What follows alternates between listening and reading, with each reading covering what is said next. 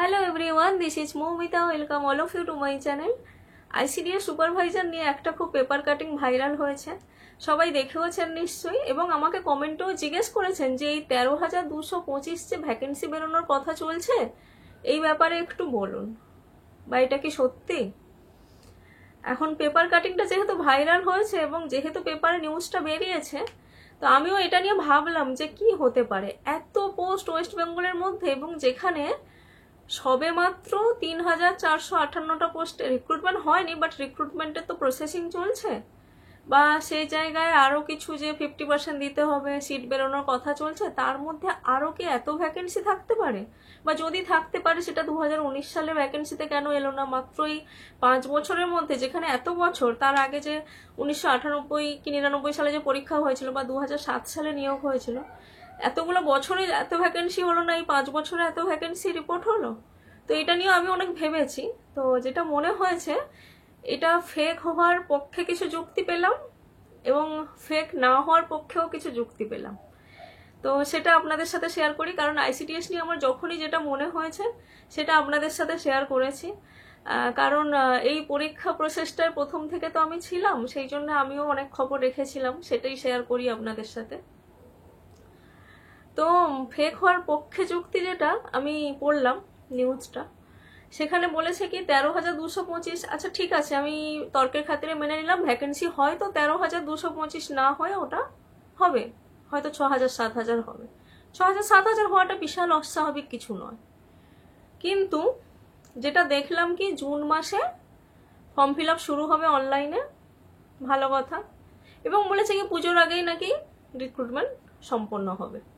তো এই যে প্রসেসটা হয়েছে 2019 সালে, যেটা 5 বছরেও রিক্রুটমেন্ট কমপ্লিট করতে পারলো না, জুন থেকে অক্টোবরের মধ্যে পুরো ফর্ম ফিল আপ হয়ে, পরীক্ষা হয়ে, ডেসক্রিপটিভ হয়ে, ইন্টারভিউ হয়ে রিক্রুটমেন্ট হয়ে যাবে, হওয়াটা তো সম্ভব নয়।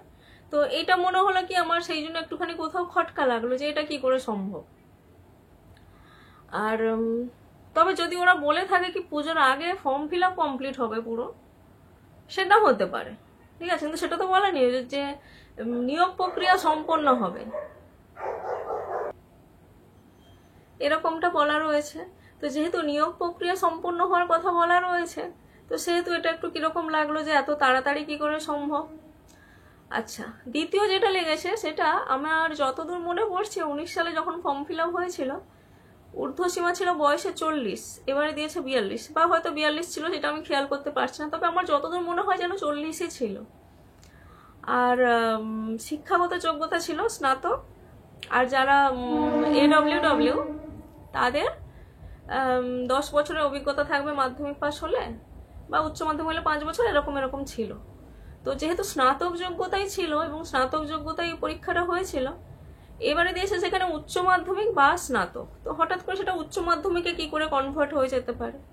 যদি বলতো কি শুধু AWW দের জন্য, তাহলে তো স্নাতক কথাটা আসতোই না, তখন তাহলে মাধ্যমিক পাস বা আর যা যা ক্রাইটেরিয়া আছে সেইগুলো দিয়ে দিত।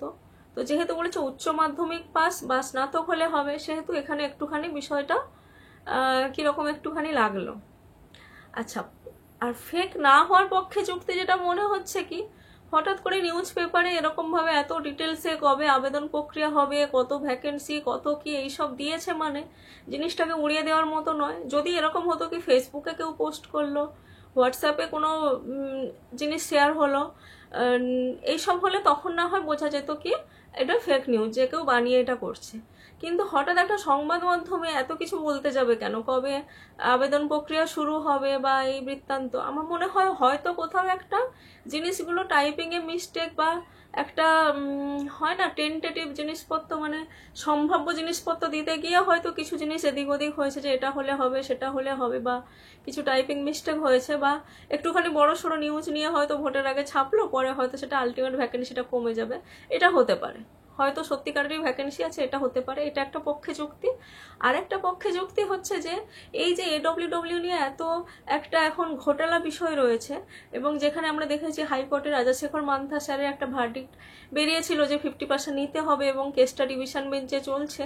তো সুতরাং যেহেতু এদেরকে আবার কি করে, যেহেতু 400 ওই যে 431 বাই যে সামথিং পোস্টের জন্য 431, হ্যাঁ 431টা পোস্টের জন্য যে ইন্টারভিউ কন্ডাক্ট করা সব কিছু হয়ে গেছে, তারপর 50% সিট দেবে, আমার মনে হয় সেই জন্য একটা এক্সট্রা পোস্ট বের করে হয়তো ওটাতে AWWদের পোস্টটা বাড়িয়ে দিয়ে ফ্রেশার্সদের কমিয়ে দিয়ে এরকম কিছু একটা করতে চাইছে, জানি না, I am not sure, but আমি কি হতে পারে সেটা নিয়ে, যেহেতু ওটা ভাইরাল হয়েছে বা জিজ্ঞেসও করেছে বেশ কয়েকজন, তো সেইটা নিয়ে আমি বলছি যে হয়তো এটা হতে পারে কি এই রিক্রুটমেন্টটাকে রেখে দিল, কিন্তু সেটা করলে কি করে হবে যে যারা পরীক্ষা দিয়েছে, যে সিট প্রাপ্য এখন আগামীকালে পরীক্ষা দিয়ে কবে পাবে তার কোনো ঠিক নেই, সেটা তো হওয়া সম্ভব না। কিন্তু আমার মনে হয় হয়তো এটা দিয়ে মেকআপ দিতে চাইছে, এটাও হতে পারে, বাট পুরোপুরি উড়িয়ে দেওয়ারও বিষয় নয়। বাট যদি আসে, হ্যাঁ সত্যিই খুব ভালো খবর, সবার জন্যই ভালো খবর।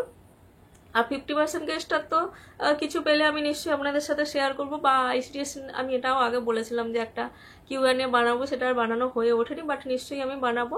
এখানেও যদি এই ভিডিওটাতে আপনাদের কোনো এই নিয়ে কোয়েশ্চেন থাকে অবশ্যই, বা মতামত থাকলে ডেফিনেটলি আমাকে কমেন্ট করবেন। আমি কিন্তু চেষ্টা করি কমেন্টগুলো পড়তে, এবং পড়ি, অবশ্যই পড়ি। আমার তো এরকম বিশাল বড় চ্যানেল নয় যে হাজার হাজার কমেন্ট আসে পড়তে পারবো না, আমি অবশ্যই পড়ি, এবং পড়ার পরেও আমি ভাবি আপনাদের জন্য কোনটা নিয়ে ভিডিও বানাবো। ঠিক আছে, এই অবধি ভিডিওটা থাক। আপনারা সবাই ভালো থাকবেন, সুস্থ থাকবেন। ধন্যবাদ সবাইকে।